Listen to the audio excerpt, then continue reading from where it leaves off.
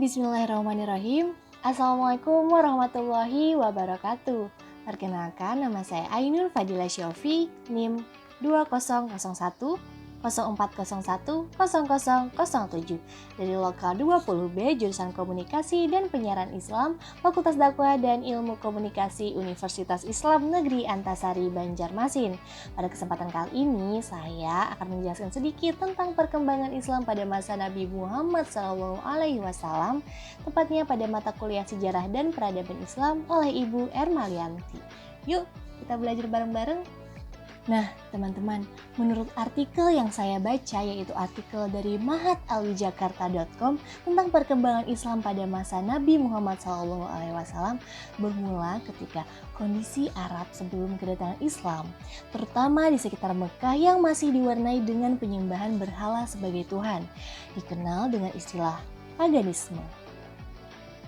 Selain penyembahan berhala, di kalangan bangsa Arab ada pula yang menyembah agama Masehi atau agama Nasrani. Agama ini dipeluk oleh penduduk Yaman, Najran, dan Syam. Di samping itu juga agama Yahudi yang dipeluk oleh penduduk Yahudi imigran di Yaman dan Madinah, serta agama Majusi yaitu agama orang-orang Persia. Seperti itulah keadaan bangsa Arab saat menjelang kelahiran Nabi Muhammad SAW yang membawa Islam di tengah-tengah bangsa Arab. Masa itu biasa disebut dengan masa jahiliyah, yaitu masa kegelapan dan kebodohan dalam hal agama, bukan dalam hal lain seperti ekonomi dan sastra, karena dalam dua hal yang terakhir ini bangsa Arab mengalami perkembangan yang sangat pesat.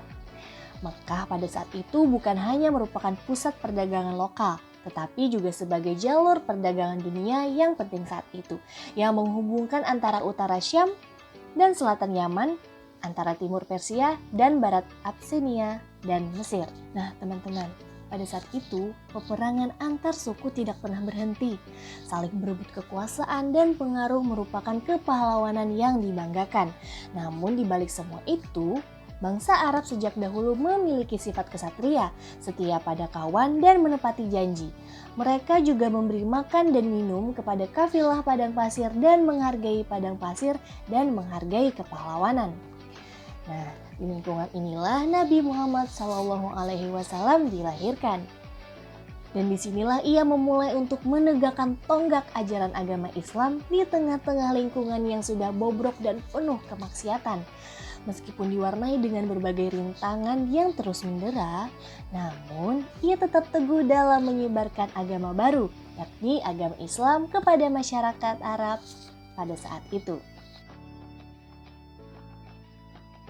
Pada saat periode Mekah, Nabi Muhammad SAW menyebarkan agama Islam yang baru diterimanya itu dengan dua cara, yakni yang pertama secara sembunyi-sembunyi dan yang kedua adalah secara terang-terangan.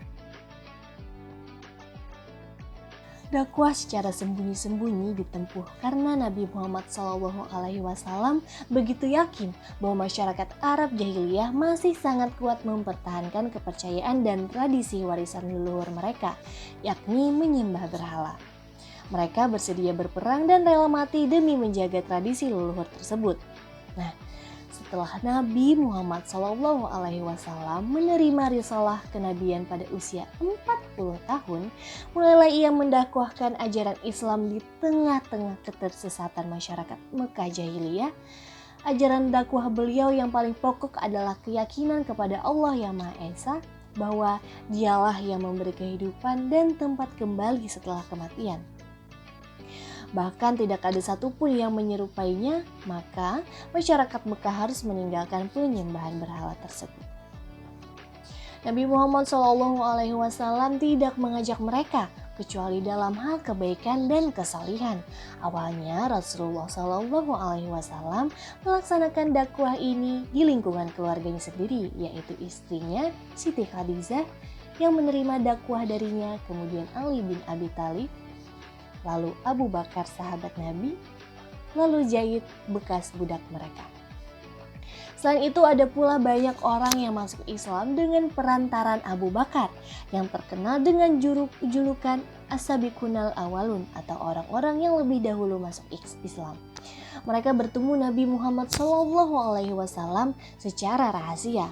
Apabila salah seorang di antara mereka ingin melaksanakan salah satu ibadah, ia pergi ke lorong-lorong Mekah seraya bersembunyi dari pandangan orang-orang Quraisy. Pengikut Rasulullah SAW semakin bertambah jumlahnya. Dalam waktu kurang lebih 3 tahun tercatat pengikut beliau sudah berjumlah 40 orang. Nah teman-teman, apakah kalian tahu?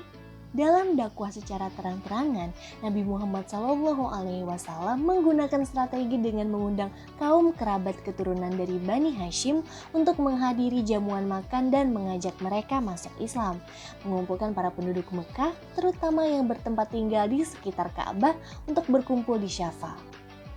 Menyampaikan seruan dakwah kepada para penduduk di luar kota Mekah. Sayangnya, dakwah Nabi Muhammad SAW secara terang-terangan ditentang dan ditolak oleh bangsa Quraisy dengan alasan bahwa mereka tidak dapat meninggalkan agama yang telah mereka warisi dari nenek moyang mereka dan sudah menjadi bagian dari tradisi kehidupan mereka. Nah, saat itulah Nabi Muhammad SAW menginginkan mereka mengenai perlunya membebaskan pikiran dan akal dari belenggu taklid buta. Rasulullah tidak membenarkan Tuhan-Tuhan mereka dan membodohkan mimpi-mimpi mereka, serta mengancam tindakan taklid buta kepada nenek moyang mereka dalam menyembah berhala. Mereka menentang dan sepakat memusuhi ia kecuali sang paman, yaitu Abu Thalib, yang membela Nabi Muhammad SAW. Demikianlah terjadi periode Mekah. Dalam periode ini Nabi Muhammad SAW mengalami hambatan dan kesulitan dalam dakwah Islamiyah. Dalam periode ini Nabi Muhammad belum terpikir untuk menyusun suatu masyarakat Islam yang teratur, karena perhatian Nabi SAW lebih terfokus pada penanaman teologi atau keimanan masyarakat. Nah teman-teman, selanjutnya kita akan masuk ke periode Madinah, yaitu pada saat periode Madinah, pertumbuhan masyarakat Islam di Madinah sebagai pancaran langsung dari Islam sekaligus hasil langsung dari pendidikan Islam yang turun dari sisi Allah Subhanahu wa Ta'ala. Dalam bentuk syariat, aturan dan pengarahan yang sejalan dengan tuntunan dan masalah masyarakat yang selalu muncul, serta yang bersumber dari Nabi Muhammad SAW dalam bentuk perintah, larangan, pengarahan, dan nasihat, selain pendidikan tidak langsung lewat berbagai kejadian dan peristiwa. Sebagai contohnya ialah kemenangan yang terjadi pada Badar Al-Kubra, peristiwa kekalahan pada Perang Uhud, permulaan Perang Hunain, peristiwa keguncangan seperti yang terjadi pada Perang Ahzab, dan hadis Al-Ifki atau berita bohong, maupun pelanggaran-pelanggaran yang dilakukan oleh sebagian orang muslim. Misalnya 3 pria yang tidak ikut perang Usrah dan peristiwa tipu muslihat Yahudi yang terus-menerus di Madinah tatkala diadakan operasi pembersihan terhadap mereka. Inilah yang membuat ajaran Nabi Muhammad SAW mudah diterima di kota tersebut. Apalagi masyarakat Arab Yahudi di kota itu seringkali mendengar hal-hal yang berhubungan dengan Tuhan, wahyu, hari kiamat, syaitan, surga, dan neraka. Dengan ungkapan dan istilah-istilah yang disampaikan dalam agama para nabi sebelumnya bukanlah hal yang asing bagi masyarakat Madinah pada saat itu. Islam periode Madinah merupakan Islam yang telah mengalami pelembagaan dan pemantapan sebagai suatu komunitas beriman. Suara protes telah reda dan ancaman dari kiri kanan dianggap relatif hilang, sehingga masyarakat dapat merasa aman. Dalam periode itu pula pengembangan Islam lebih ditekankan pada dasar-dasar pendidikan masyarakat Islam dan pendidikan sosial kemasyarakatan. Oleh karena itu, Nabi Muhammad SAW meletakkan dasar-dasar masyarakat Islam di Madinah. Yang pertama, Nabi Muhammad SAW mendirikan masjid dengan tujuan bahwasanya Rasulullah SAW mendirikan masjid untuk mempersatukan umat Islam dalam satu majelis, sehingga di majelis ini umat Islam bisa bersama-sama melaksanakan sholat jamaah secara teratur, mengadili perkara-perkara, dan bermusyawarah.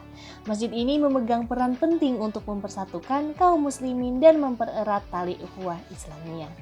Yang kedua, Nabi Muhammad SAW mempersatukan dan mempersaudarakan antara kaum Ansar dan Muhajirin. Rasulullah SAW mempersatukan keluarga-keluarga Islam yang terdiri dari Muhajirin dan Ansar.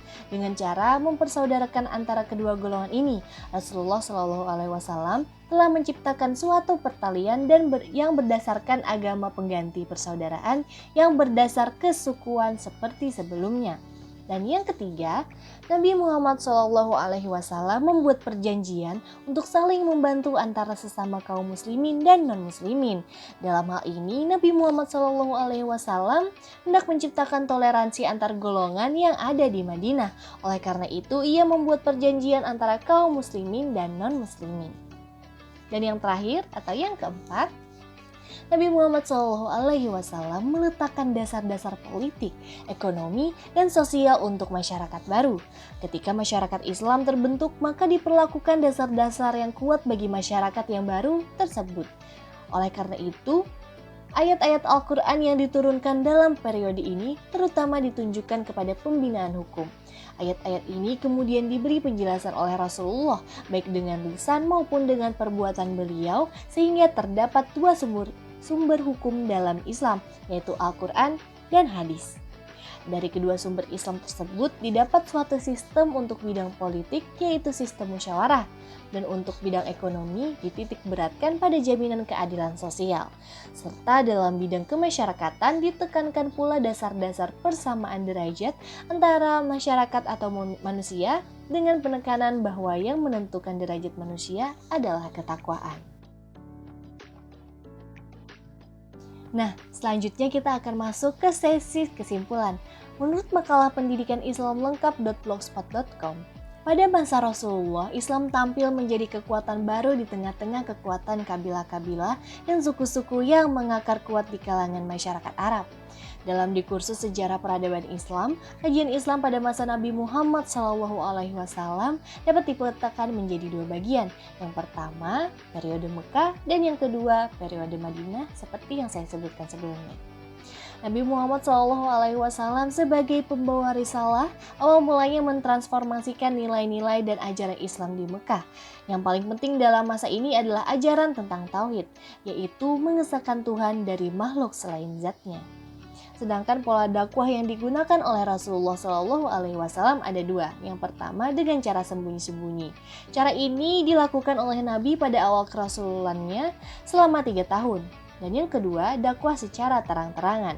Cara ini dilakukan oleh Nabi Muhammad SAW mulai masa keempat kerasulannya sampai masa ketujuh. Islam pada periode Mekah tidak banyak berkembang karena tekanan dari orang-orang musyrik Quraisy. Mereka melakukan berbagai cara untuk menghalangi Nabi menyebarkan agama Islam. Di antaranya adalah menyakiti orang-orang yang memeluk Islam, lebih-lebih pada golongan mustad'afin dan hamba sahaya. Setelah Nabi hijrah ke Madinah, Islam mempunyai sejarah baru. Dalam waktu yang relatif singkat, Islam mampu menjadi kekuatan dominan di wilayah tersebut.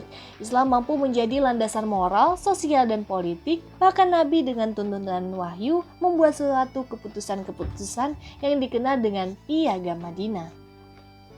Dengan demikian dapat dipahami bahwasanya Islam di Madinah berbeda dengan Islam di Mekah. Di Mekah, Islam diperkenalkan oleh Nabi Muhammad SAW lebih pada aspek tauhid dan moralitas. Berbeda dengan itu, di Madinah Islam menjadi regulasi sosial. Islam menjadi aturan yang mengatur relasi antara masyarakat sekitarnya. Hal tersebut tertuang dalam 47 pasal yang ada di Piagam Madinah. Nah teman-teman, dari cerita yang telah saya sampaikan tadi dapat kita ambil pelajaran, yaitu kesabaran. Kita bisa belajar kesabaran dari Nabi Muhammad SAW. Betapa sabarnya beliau mensyiarkan agama Islam, betapa sabarnya beliau mendakwahkan ajaran Islam kepada masyarakat-masyarakat Mekah yang dikala itu masih menjadi kaum jahiliyah. Beliau menyebarkan agama Islam dengan kesabaran, dengan usaha serta tekad beliau, doa beliau kepada Allah Subhanahu wa Ta'ala untuk menyebarkan agama Islam, yaitu agama kita sekarang. Dari Nabi Muhammad SAW juga kita bisa belajar bahwasanya jangan pernah takut untuk mengejar mimpi kalian. Jangan pernah takut untuk berusaha. Jangan pernah takut untuk mengupgrade diri kalian untuk menjadi seseorang yang lebih baik lagi. Dan yang pasti, dari cerita itulah kita bisa belajar bahwasanya kita harus menikmati segala proses kehidupan kita, segala lika-liku perjalanan kehidupan kita. Karena dari proses itulah kita bisa belajar dan bisa memaknai arti kehidupan. Nah teman-teman, cukup sekian penyampaian saya pada kesempatan kali ini tentang perkembangan peradaban Islam pada zaman Nabi Muhammad SAW. Terima kasih atas perhatiannya. Saya ucapkan salah hilap, mohon maaf. Wassalamualaikum warahmatullahi wabarakatuh. Sampai jumpa.